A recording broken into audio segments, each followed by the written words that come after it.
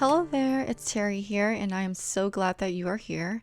For today's video, I am sharing this fun glow-in-the-dark Halloween card.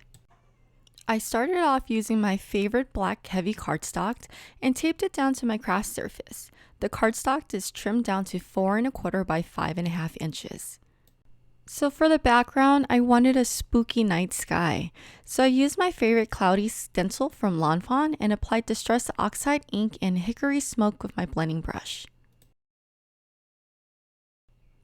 Making sure to rotate the stencil around with each layer.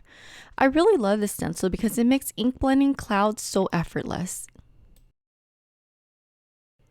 Okay, next to create the glow-in-the-dark bats, I mix in Maker Forte Kaleidoscope Powder with Ranger's texture paste. When I'm working with texture paste, I like using a palette knife. Working with a palette knife makes it easier to mix the kaleidoscope powder with the paste, and it also helps spread the paste evenly onto my project. Okay, so once everything is mixed thoroughly, I went ahead and taped down my stencil. So texture paste is used to add dimensional interest onto a project.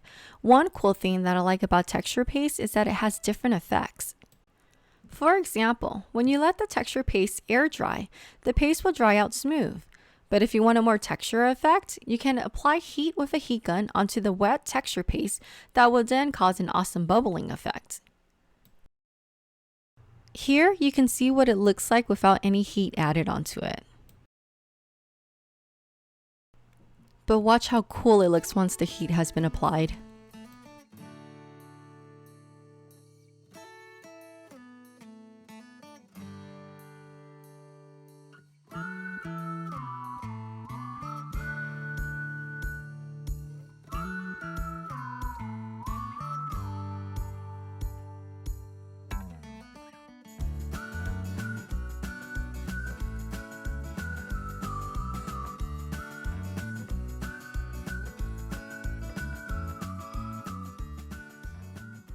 Look at how cool this looks. I just love how puffy and bubbly the bats become after I dried it with my heat gun. I then created paint splatters using an iridescent white paint from my paint palette. What I like to do is load up my small round brush with paint and then use one finger to tap on the paintbrush as I am moving it over my card front. I love adding this technique onto my cards. It's just so simple to do but creates so much drama. Now I wanted a little more shimmer, so I used my Kaleidoscope powder and mixed it in a spray bottle with some clean water. I love this stuff. You can actually use Perfect Pearls or any other pigmented powder to do this as well. I just use what I have on hand. And now for the sentiment. I am using a Halloween sentiment strip from my stash, and I went ahead and trimmed down the corners. And what I like to do with sentiment strips is use a dark black marker and run it around the edges of the strip.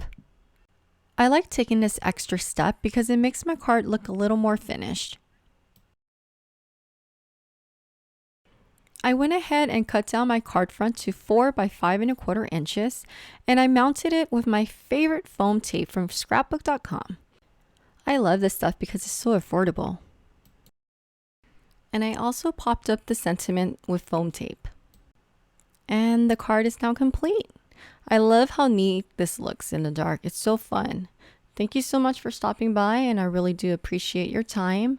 Please subscribe if you have not, and everything that I've used and mentioned will be listed down below. Thank you so much. Have a wonderful day. Bye-bye.